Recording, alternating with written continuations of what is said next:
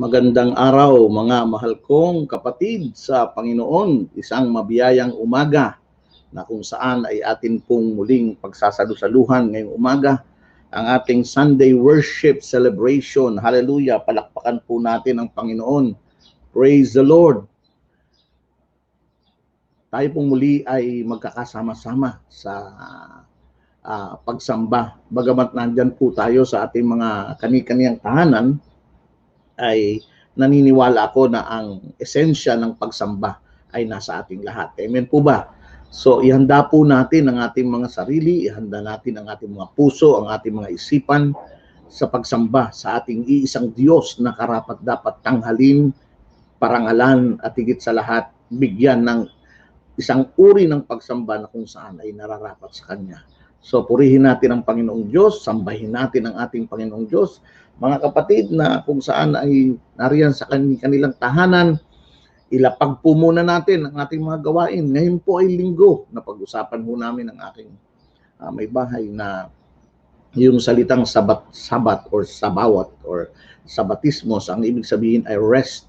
Pero sabi ko, ang rest, ang ibig sabihin ng rest ay hihinto ka sa mga pagtatrabaho, hihinto ka sa anumang mga ginagawa mo, at maghapon, isang araw nating pupurihin at sasambahin ang ating Panginoon. So, tayo pong lahat ay magpuri at magpasalamat sa ating Panginoon sa pamamagitan po ng pagbibigay o pag-aalay ng mga awitin sa Panginoon. So, sabayan po natin ang mga awiting ito habang kayo ay nandyan sa inyong mga tahanan. Sabayan po natin ang pag-awit. Hallelujah! Ikaw lamang, O Diyos, ang aming pupurihin.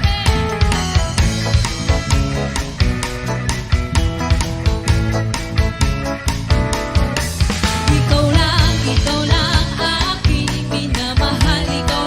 Ikaw lang, Panginoon. Sa'yo ay susunod, laging maglilingkod. Sa'yo lang, aking Jesus.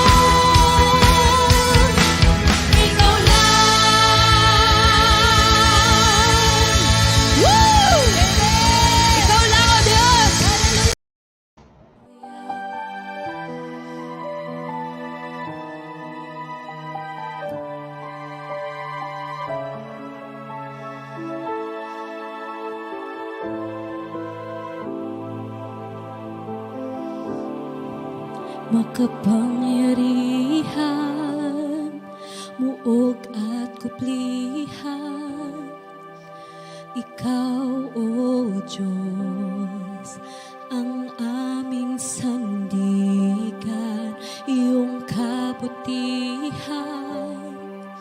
at kadakilaan hayag sa amin sangkatauhan. Dakilang hari, manunubos, wala na ngang ibang tulad mo. Sa'yo lahat ng papuri, sa'yo lahat ng pagsamba, lahat ng tuhod luluhod, lahat ng labi magsasabi, ikaw ang Diyos, ikaw ang Diyos.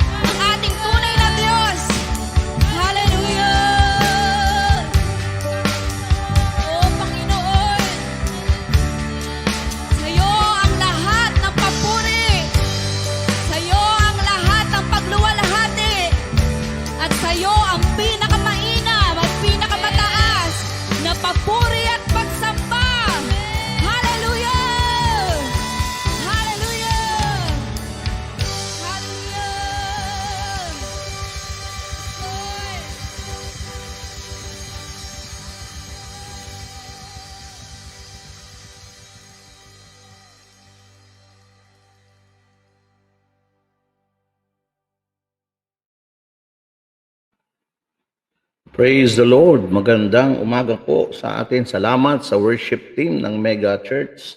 Salamat sa pagkatunay na ang Diyos ay napakabuti sa ating lahat. Palakpakan po natin ang ating Panginoon sa oras na ito. Hallelujah. Praise the Lord.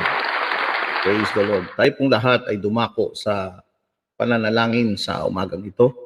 O aming amang nasa langit, kami po ay nagpapasalamat sa napakagandang umagang ito na kami ay magkasama-samang magkakapatid sa Panginoon upang ikaw ay aming sambahin sa Espiritu at katotohanan.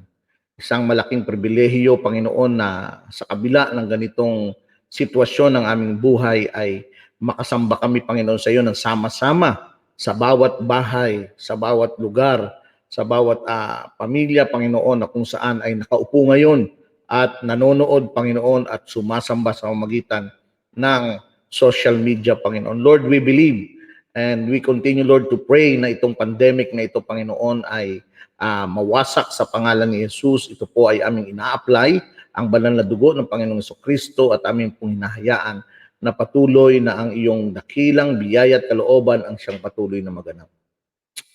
Inaalala po namin ngayong umaga, O Diyos, ang patuloy na pagkilos sa mga kapatid, Panginoon, sa kanilang mga tahanan. Nawa, Panginoon, bagamat hindi kami magkasama-samang pisikal, ay naroon, Ama, na kanilang nararamdaman ang tunay na pagamba, Panginoon.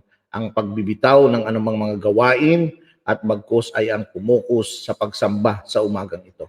Salamat po, Ama. Hinihiling din namin ang mabiyayang pagkilos ng banal na Espiritu sa araw na ito sa bawat isa. Puspusin mo kami at patuloy nawa, Panginoon, sa mamagitan ng aming pagsamba ay maparangalan po namin kayo. Maraming salamat po sa pangalan ni Jesus. Amen at amen. Praise the Lord. Hallelujah. Come on, give Him the best clap offering ang ating Panginoong Diyos sa umagang ito. Sa ating pong pagsamba sa umaga ay nais ko pong bigyang paksa natin sa oras na ito ang isang napakahalagang paksa o magandang sama-sama nating unawain sa ating lingguhang pananambahan. Ang pamagat ng ating paksa ngayon ay, is Christ worth it? No? Is Christ worth it? Talaga nga ba na ang ating pagsunod ay mayroong kumusta naman? Ibig sabihin, worth it ba ito? Yung ating pagsunod sa ating Panginoon. So ang mga talata po na ating pagbabasihan ngayong umaga ay matatagpuan sa Lucas. No? Mahaba-haba po na konti pero basahin mo natin. Sa Lucas, ang sabi po, 26, hindi maaaring maging alagad ko ang sinumang umiibig sa kanyang ama at ina, asawa at mga anak, mga kapatid, at maging sa sarili niyang buhay ng higit sa akin. Ang hindi magpasan ng sarili niyang krus at sumunod sa akin ay hindi maaaring maging alagad ko. Gayon din naman, hindi maaaring maging alagad ko ang sinuman kung hindi niya tatalikuran ang lahat sa kanyang buhay. So, napakaganda ng mga talata. Salamat, O Diyos, sa mga salita mo na amin pong sama-samang uunawain sa pamamagitan at tulong ng banal na Espiritu. No? Yang pong talatang yan ay masyadong, sabihin natin, pamilyar na sa bawat isa sa atin, especially doon sa mga born-again Christian, sa mga mananampalataya, sa mga anak niya na nagdanais na magkaroon ng tinatawag na pagsunod sa ating Panginoon. Talagang naririyan po yung tinatawag na kahingian or the cost of discipleship, yung the cost of pagsunod sa ating Panginoon. Narinig na po natin, napakaraming beses na po natin naririnig ang mga paksang ganyan na malimit ay itinuturo at sinisermon ng ating mga pastor o maging ng inyong pastor. Alam ko na malimit na natin itong marinig. At ito ibibigyan natin ng pansin sa umagang ito at nawa alam ko na ito'y kikilos sa bawat isa sa atin, sa buhay ng bawat isa sa atin. Sa mga talatang binanggit ay meron pong mga katotohanan po tayong makikita at ang mga katotohanan ating makikita, una, sinasabi doon ng banal na kasulatan, pagtalikod at pagkagalit sa pamilya, no? Yung tinatawag na ibinibigay kahulugan. Actually, overview lang po ang ibibigay ko sa inyo na dahil pagka talagang inisa-isa natin ito, talagang medyo matatagalan tayo.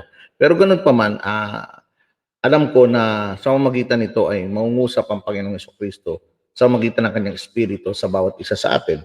So, yung pagtalikod at pagkagalit sa pamilya, itinuturo lamang dito ng banal na kasulatan, sinasabi ng ating Panginoong Jesucristo, na kapag ang iyong pag-ibig ay humigit pa doon sa dapat mong ibigay na pag-ibig sa ating Panginoong Jesucristo, ibig sabihin nahigitan. Nahigitan yung pag-ibig na mayroon ka, nahigitan ito ng pamilya. Sino ba yung pamilya? Magulang, kapatid, pinsan, kaibigan. Ganon, yung family, oikos, kung tawagin. So, ang sabi ng ating Panginoon, hindi maaaring maging alagad ko ang sino mang umiibig sa kanyang ama at ina. Hindi naman itinuturo ng banal na kasulatan na huwag mong ibigin ang iyong ama at ina. Hindi naman ganun po ang sinasabi hindi ganun ang esensya ng pagtuturo ng ating Panginoong Jesucristo. Sa halip, pinapakita niya lamang na yung level ng pag-ibig natin ay kinakailangan number 1 ang ating Panginoong Jesucristo. Kung dumating ang puntos na tayo'y pagdesisyonin kung sino ang ating susundin, at naroroon ng ating magulang, ang ating kapatid ay merong mga bagay na pinagagawa na hindi nararapat, at meron din naman mga bagay na kung saan ay sasabihin natin ang usapin na ay patungkol sa ating pananampalataya at pagsunod sa Panginoon, naroroon doon po makikita natin na kinakailangan ang manaig ay ang pag-ibig natin sa Panginoong Jesucristo. Yun po ang sinasabi ng banal na kasulatan. Pangalawa na makikita natin doon ay yung pagtalikod sa sarili. No? Sabi doon, yung sarili ho, paano natin, mga mahal kong kapatid sa Panginoon, ay merong dinidiyos yan, merong pinaghaharian yan, merong kagustuhan yan, merong kalooban yan. At higit sa lahat, may sariling gawi yan, may sariling isip yan, may sariling karakter. So itinuturo ng banal na kasulatan na kung ikaw ay susunod sa ating Panginoong Jesucristo, anuman ang meron kang katauhan, anumang meron kang pag-uugali, anumang meron kang kaisipan, lahat yun ay kailangang umilalim. Okay? Kailangang umilalim yon sa tinatawag na kalooban ng ating Panginoong Diyos. Kaya merong pagtalikod. Merong sariling kagustuhan ang ating sarili.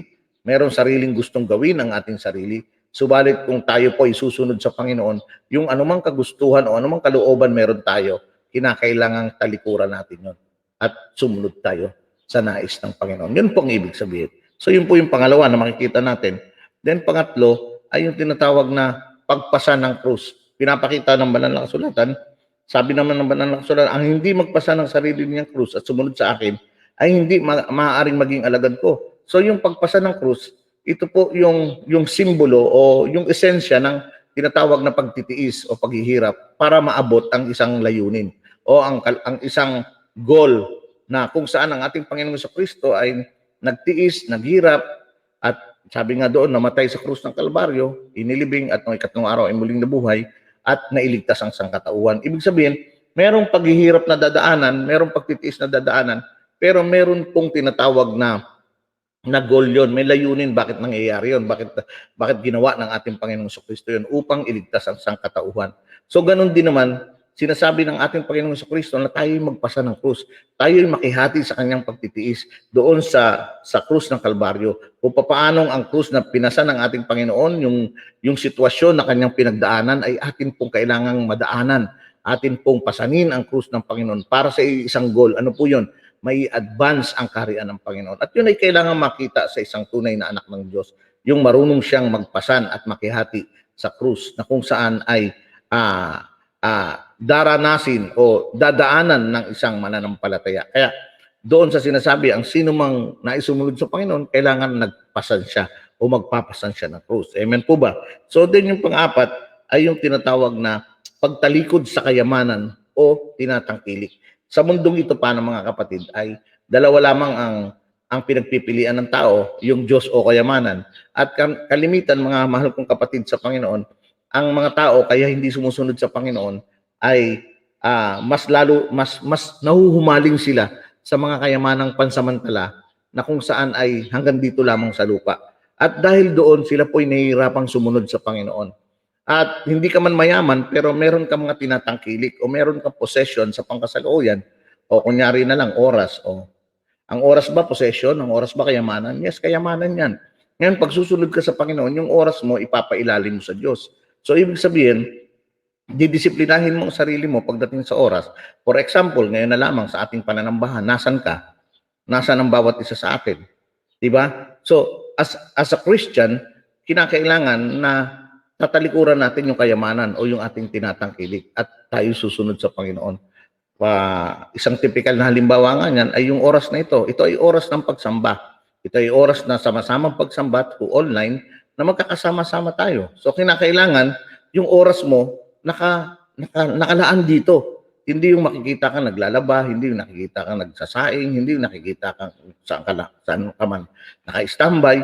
Hindi po yun. Kaya pagtalikod sa kayamanan, anumang mahalaga sa iyo, anumang posisyon na mahalaga sa iyo, sa pangkasalukuyan, yun po ay kailangang talikuran upang makasunod sa ating Panginoong Kristo. So, kailangan maliwanag po, pagtalikod at pagkagalit sa pamilya, pagtalikod sa sarili, pagpasa ng krus, pagtalikod sa kayamanan na tinatangkilik. Mga mahal kong kaibigan at kapatid sa Panginoon, mga mahal kong miyembro ng Papuri Baptist Church, sa totoo lang, wala po tayong makikita na maliit na letra na nakasulat pagdating sa tipan ng biyaya ng ating Panginoong Diyos. Lahat nga ito naka-caps lock eh. Ibig sabihin talagang capital letter, no? At hindi lang naka-caps lock, it is in bold letter. Ibig sabihin pinagdidiinan po yan. Dahil ang katotohanan mga kapatid, wala pong mumurahing biyaya. Walang cheap grace mga kapatid. Walang cheap grace. Walang mumurahing biyaya. Ito po ay mayroong napakalaking halaga. Kaya nga ang sabi niyang ating Panginoong Kristo, pagkatapos ng mga salitang hiningin niya sa pagiging disipulo, ang sabi ng ating Panginoon, cannot be my disciple.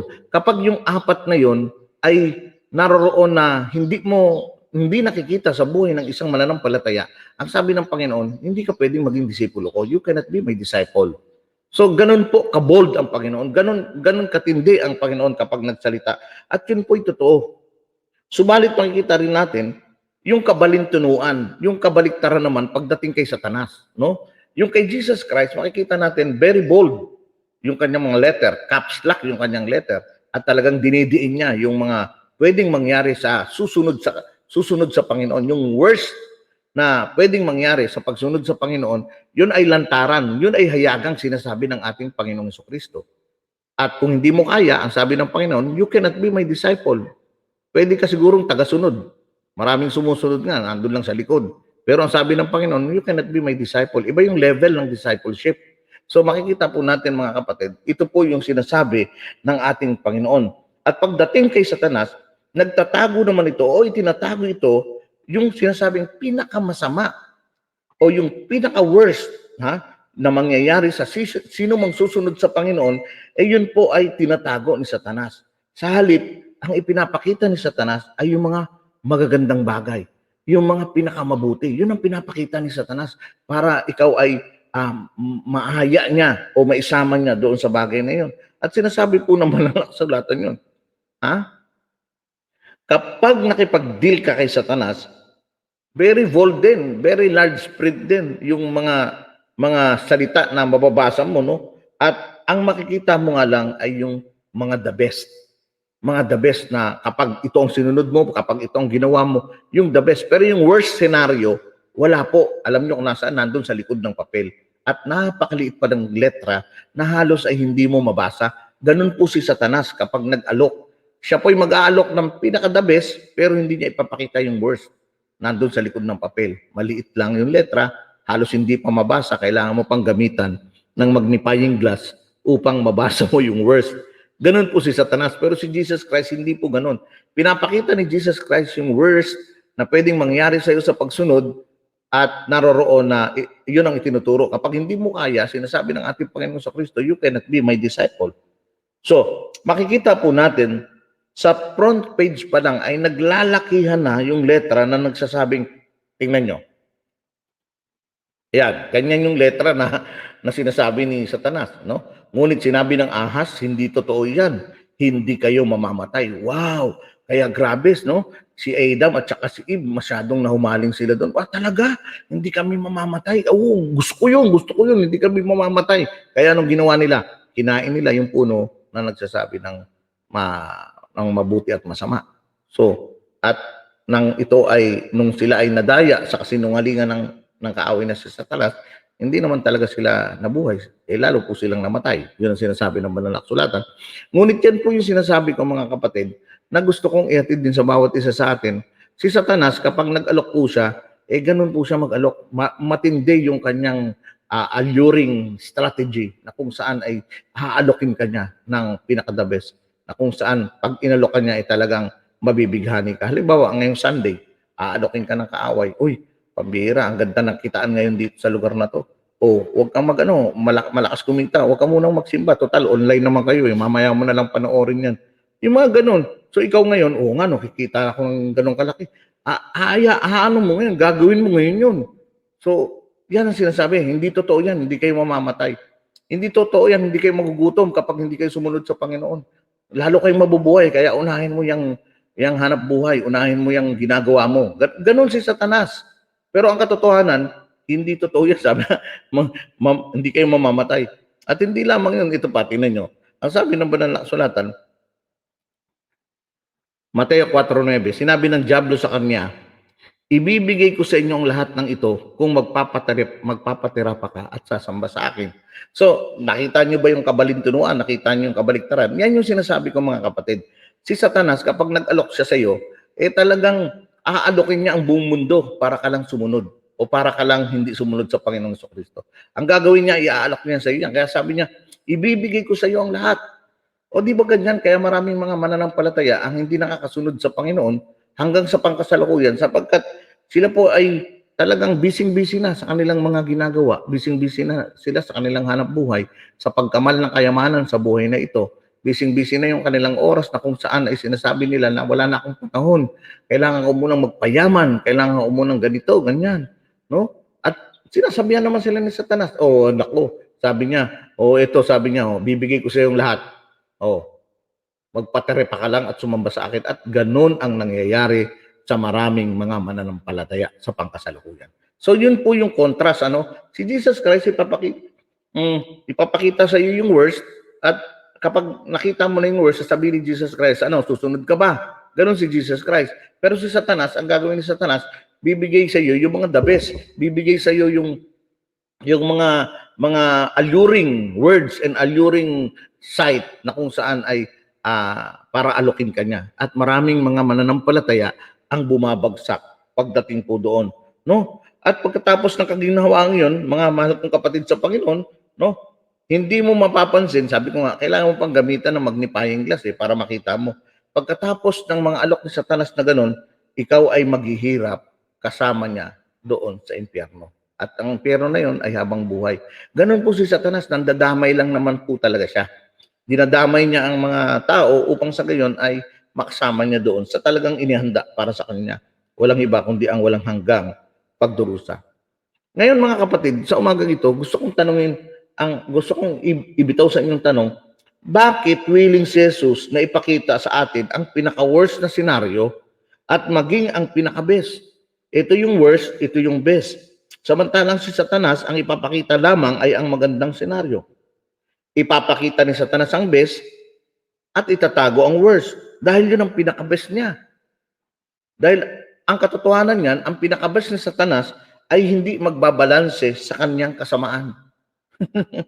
No? Outbalance po si Satanas Subalit sa Panginoon, ang ating Panginoong Jesucristo, ang sabi niya sa kanyang salita, mayroon kang masaganang buhay. Mayroon kang abundant life.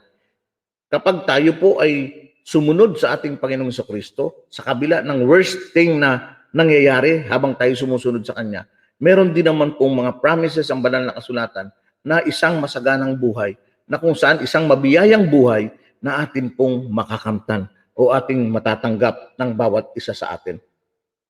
So ang pagtawag ni Jesus ay hindi lamang po mga mahal kong kapatid sa Panginoon sa suffering at pagtalikod sa sarili. Mayroon din siyang pagtawag patungkol sa isang handaan o patungkol sa isang piging. No? Ano ba yun? Tingnan niyo mga kapatid. Ang sabi ng banal na kasulatan, sumagot si Jesus, isang lalaki ang naghanda ng isang malaking salo-salo at marami siyang inanyayahan. Nang dumating ang oras ng handaan, inutusan niya ang kanyang alipin at ipagsabi sa mga ina niyan, halina kayo, handa na ang lahat. Ngunit nagdahilan silang lahat. Ang sabi ng una, nakabili ako ng bukid at kailangan ko itong puntahan. Kayo na sana ang bahalang magpaumanhin sa akin. Sinabi naman ng isa, nakabili ako ng 5 magpares na baka at kailangang masubukan ko sa bukid ang mga iyon. Kayo na sana ang bahalang magpaumanhin sa akin. Then, pagdating sa 20, sinabi naman ng isa, ako'y bagong kasal, kaya't hindi ako makakadalo. Bumalik ang alipin at ibinalita sa kanyang Panginoon. Nagalit ang Panginoon at sinabi sa alipin, pumunta ka kaagad sa mga lansangan at sa makikipot na daan ng lungsod at isama mo rito ang mga mahihirap, mga lumpo, mga bulag at mga pilay. Pagkatapos sinabi ng alipin, Panginoon, nagawa ko na po ang inuutos ninyo, ngunit marami pang bakanting upuan. Kaya't sinabi ng Panginoon sa alipin, pumunta ka sa lansangan at sa mga daan at pilitin mong pumarito ang sinumang makita mo upang mapuno ang aking bahay. Sinasabi ko sa inyo, isa man sa mga unang inanyayahan ay hindi makakatikim ng aking handa. So tingnan niyo mga mahal kong kapatid sa Panginoon. Makikita po natin ang tinatawag na isang parabola na mayroong pangako ang ating Panginoong Jesucristo sa sino mang susunod sa Kanya. At yung paanyaya ng ating Panginoong Jesucristo ay hindi lamang isang uri ng paanyaya na pagsunod ay naroroon ang tinatawag na paghihirap at pagtitiis. Pero naroon din po ang paanyaya ng isang malaking piging. Ibig sabihin, naroon ang paanyaya na kapag ikaw ay pumunta doon sa paanyaya o sa imbitasyon ng ating Panginoong Jesucristo, doon sa loob ng piging ay meron pong masaganang pagkain. Mayroon pong iba't ibang uri ng pagkain na kung saan ay pwede mong kainin. Daig pa nito yung yung uso ngayon na, di ba, yung unlimited. Daig pa. So, ganun po yung sinasabi ng ating Panginoon. Kapag tayo po ay sumunod sa Kanya, kapag tayo po ay naroroon na sa loob ng kaharian ng Panginoon at sumusunod sa ating Panginoon, unlimited po yung mga pagkain na naroon. Chicken, baboy, gulay, prutas, kanin, mga soup na masasarap, mga pagkain na masasarap. Yun po ang ibig sabihin. Yun po ang ibig kong sabihin. At ang makakaranas lamang nun ay ang mga anak niya na kung saan ay talagang sumunod sa ating Panginoong Jesucristo sa kabila ng tinatawag na pagtitiis o suffering. So, ito po yung alok ng ating Panginoong Jesucristo. Ito po yung ginagawa ng ating Panginoong Jesucristo. Gusto niya ang lahat ng tao ay makapasok sa kanyang piging. Kaya nga sabi niya, kung walang sumama doon sa aking mga paanyaya, sa unang paanyaya, papuntahin mo yung mga lumpo dito. Papuntahin mo yung kahit sinong tao, papasukin mo dito. So, ganun po ang ating Panginoon na kung saan ay nag-aanyaya. Ngunit ang sabi ng banal na kasulatan, sinasabi ko sa inyo, isa man sa mga unang inanyayahan ay hindi makakatikim ng aking handa. So, kapag ikaw naman ay hindi sumunod sa Panginoon at ginawa mo yung sarili mo, hindi mo matitikman ang handa ng Panginoon. Ano ba ang handa ng Panginoon? Masaganang buhay, abundant life, at the same time, favor na mula sa Panginoon, at the same time, yung buhay na hahantong sa langit. Sinasabi ng banal na kasulatan yun, mga mahal kong kapatid sa Panginoon. So ngayong umaga ay ipinapaunawa sa atin yung kahalagahan ng pagsunod. Worth it po mga kapatid, ang pagsunod natin sa Panginoon. Tingnan natin mga mahal kong kapatid sa Panginoon. Sabi ng banal na kasulatan, kapag ganito ang ginawa mo, pagpapalain ka. Dahil hindi man nila masuklian ang ginawa mo, ang Diyos ang magbibigay sa iyo ng gantimpala sa muling pagkabuhay ng mga matuwid. So meron pong resulta mga kapatid. Kapag sumunod tayo sa ating Panginoon, meron po tayong maluwalhating buhay sa mundong ito. At hindi lamang maluwalhating buhay sa mundong ito, itinuturo din ng banal na kasulatan, even doon sa resurrection, afterlife, ay pinangako ng Panginoon. Ang Diyos ang magbibigay sa iyo ng gantimpala sa muling pagkabuhay ng mga matuwid. So yung mga righteous na namuhay dito sa lupang ito, sumunod sa Panginoon, sa muling pagkabuhay, meron po tayong reward, meron tayong gantimpala na kung saan ay itinuturo ng Panginoong Jesucristo. Yes, susunod ka sa Panginoon. Yes, susunod tayo sa Panginoon na mayroong paghihirap, mayroong pagtitiis, pero meron po siyang mabiyayang reward na ibibigay sa bawat isa sa atin. At hindi lamang yun, sinasabi rin ng banal na kasulatan, subalit idinalangin kita upang huwag manghina ang iyong pananampalataya at kapag nagbalik loob ka na, patatatagin mo ang iyong kapatid. So makikita natin na sinabi rin niya na sa panahon ng kahirapan, sa panahon ng pagtitiis, sa panahon na ikaw ay sumusunod sa Panginoon at ang feeling mo ay talagang hirap ka na, ang sabi niya, tutulungan ka. Sabi doon, idinadalangin kita upang huwag manghina ang iyong pananampalataya. So naroon ang pagtulong ng Panginoon. Sa panahon na tayo po ay sumusunod sa Kanya, sa panahon na tayo po yung nagsasaper sa pagsunod sa Panginoon sa Kanya, sa panahon na kung saan ay naroroon na ang ating buhay ay naging matuwid sa pagsunod sa Kanya. Sabi nga ang lahat ng sino mang sumunod sa Panginoon ay magdaranas ng kapighatian o pagtitiis. Ang lahat ng nais mamuhay ng may kabanalan, ang sabi ng banal na kasulatan, ay daraan sa pagtitiis. Pero mga kapatid, yes, daraan tayo sa pagtitiis, pero huwag kang mag-alala. Ang sabi ng banal na kasulatan, available ang tulong ng Panginoon para sa kanyang mga anak. Amen po ba? So palakpakan natin ang Panginoon. Praise the Lord. Available ang tulong niya sa bawat isa sa atin. At ang pinakahuli na kung saan ay makikita natin, sabi doon sa Lucas 11:13, no? Lucas 11:13, higit sa lahat ito pa. Kayo ngang masasama ay marunong magbigay ng mabubuting kaloob sa inyong mga anak, lalo na ang inyong ama na nasa langit, na magbibigay ng Espiritu Santo sa mga humihingi sa Kanya. So my dear brothers and sisters in Christ, sa pagsunod mo sa Panginoong Jesucristo, sa pagsunod ng bawat isa sa atin, sa ating Panginoong Jesucristo, huwag kang mag-alala. Dahil ang katotohanan, kasama mo ang Diyos sa pamamagitan ng Kanyang Espiritu Santo na ipinigay sa bawat isa sa atin. Kaya nga sabi doon, Emmanuel, God is with us. Yes, wala na ang ating Panginoong Jesucristo ngayon. Siya po ay nandoon sa kanang trono na kung saan ay nakaupo sa kanang trono ng ating Diyos Ama. Subalit, iniwan niya ang isang katulad niya, Parakletos. Walang iba kundi ang banal na Espiritu. At yun po, sabi nga, kung yung mga masasamang magulang nga, nagbibigay ng mabubuting bagay sa kanyang anak, ano pa kaya tayo na kung saan ay hindi ibigay ng ating Panginoon ang kanyang Espiritu Santo sa bawat isa sa atin.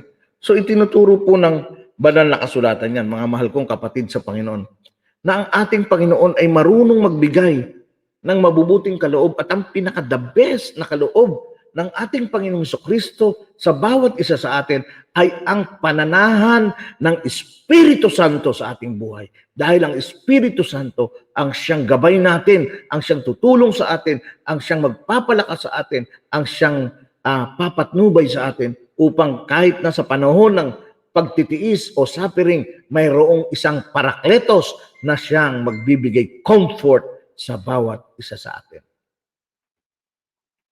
Mga mahal kong kapatid sa Panginoon, napakapalad po natin dahil ang Santong Espiritu ay nasa iyo, nasa atin. Siya po'y tutulong, siya po'y gagabay, siya po'y hahaplo sa panahon na tayo po'y mayroong kalungkutan o mayroong mga bagay na kung saan ay kinalilituhan, tutulungan po tayo ng banal na Espiritu sa mga bagay na yan.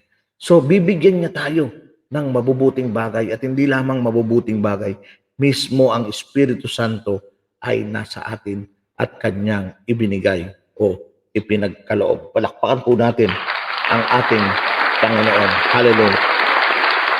At ito pa pinakamatindi, mga kapatid, para sa inyong kaalaman. At huwag kayong magugulat, ito po yung pinakamatindi na kaloob at pangako ng ating Panginoon. At huwag rin namang masasaktan yung iba. Ako, sanay na ako dito. Ngunit hindi kayo malalagasan kahit isang hibla ng buhok. Hallelujah. Pangako po ng Panginoon yan, mga mahal kong kapatid sa Panginoon.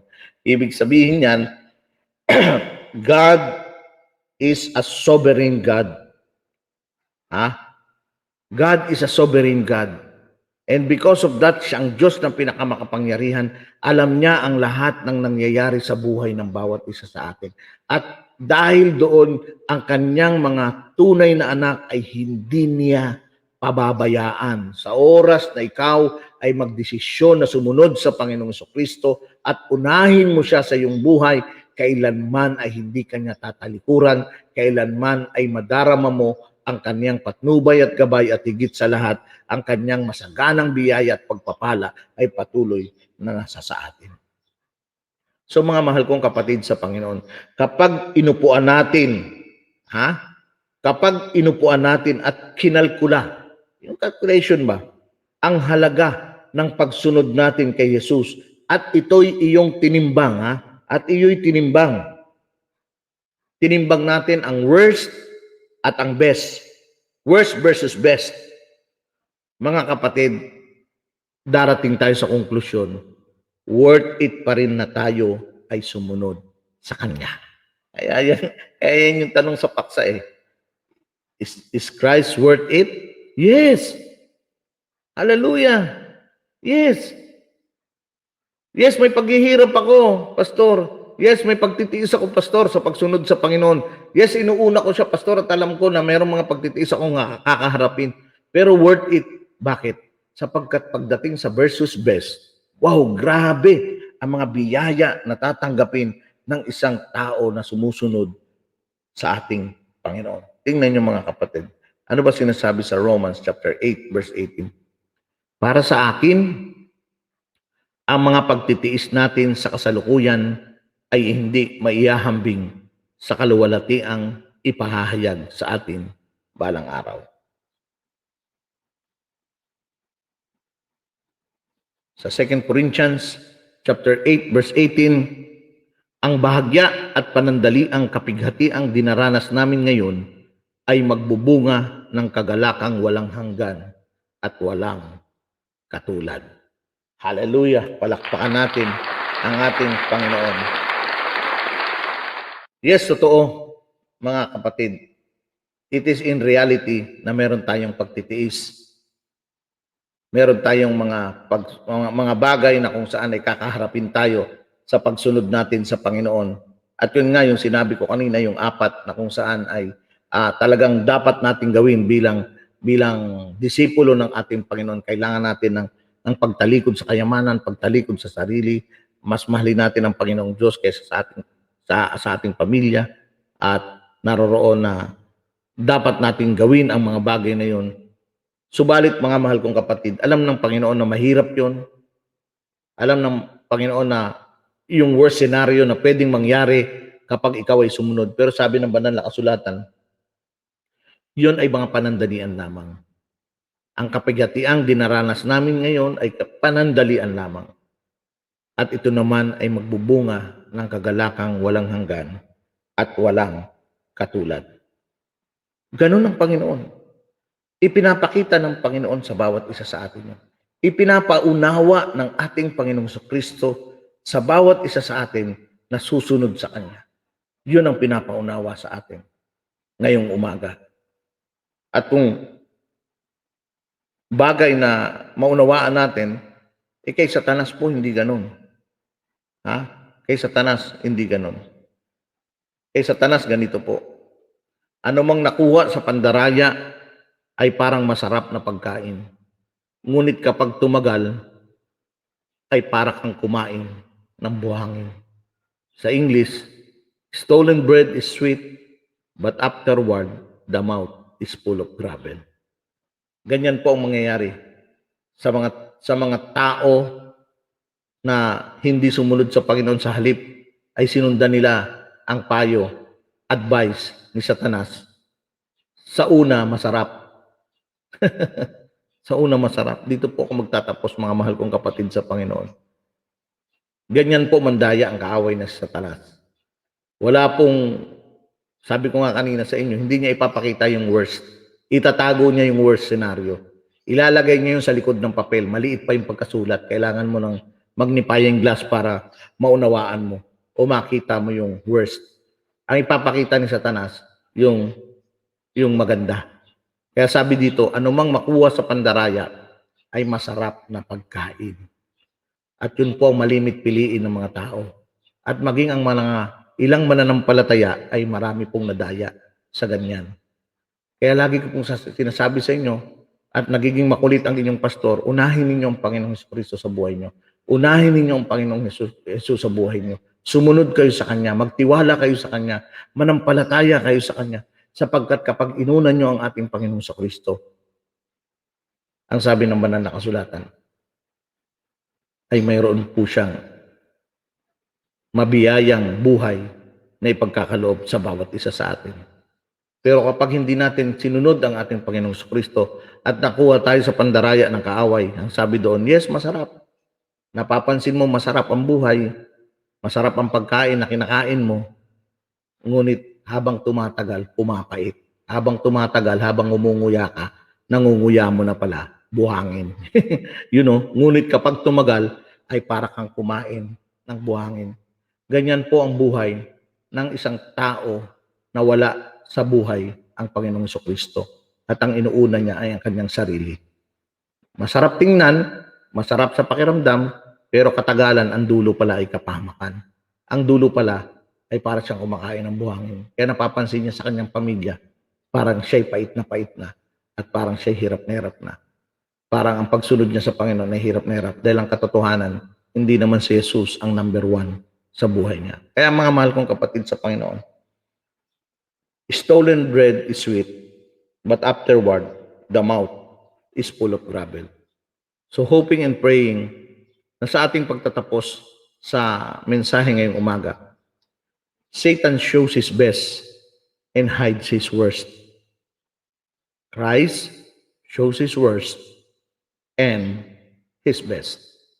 Ikaw na nanonood na tao, kamanggagawa, kapatid sa Panginoon, at higit sa lahat, mga mahal kong miyembro sa Papuri Baptist Church of Dasmariñas. Worth it ho ba? As I close this message, worth it po ba na sumunod sa ating Panginoon? Kung ako ang inyong tatanungin, worth it na sumunod sa Panginoon. Sapagkat, una sa lahat, nang nagdesisyon akong tanggapin ang Panginoon, kasama doon yung desisyong maghirap, magtiis para sa Kanya upang maganap lamang ang kalooban ng Panginoon para sa buhay nito. Mga mahal kong kapatid sa Panginoon, muli aking inihabilin sa bawat isa sa atin na bigyan nating patuloy ng pagtingin ang ating Panginoong Jesucristo na sa ating pagsunod sa Kanya ay talaga namang worth it. Hindi tayo magsisisi. Purihin ang Panginoon, magandang umaga po sa ating lahat. Tayo pong lahat ay manalangin at patuloy na hilingin natin ang Kanyang pagpapala sa bawat isa sa atin. Panginoong Diyos na makapangyarihan sa lahat, maraming salamat po sa umagang ito na kami nagkasama-samang magkakapatid upang Ikaw ay aming masamba sa Espiritu at katotohanan. Salamat sa pagbibigay ng kaunawaan, Panginoon, patungkol sa aming mga pagsunod. Tulungan mo kami, Panginoon, na patuloy na magampanan po namin ang aming mga responsibility, accountability, at higit sa lahat yung aming pagiging disipulo mo sa amin. So, Lord, maraming salamat. Salamat sapagkat bilang mga disipulo mo ay naririyan na handa kaming sumunod anuman ang mangyari sa aming buhay. Sapagkat tapat ang nangako sa amin. Salamat po, Panginoon. At mula sa araw na ito, Panginoon, patuloy na kayo po ang masagana at mabiyayang kumilos sa bawat isa sa amin. Purihin, Panginoon, ang iyong banal na pangalan. Purihin ka, O Diyos, sa iyong pinakamataas na karangalan at pagdakila. At igawad nga po ninyo, O Diyos, ang inyong masaganang biyaya at basbas sa pamamagitan ng inyong abang lingkod.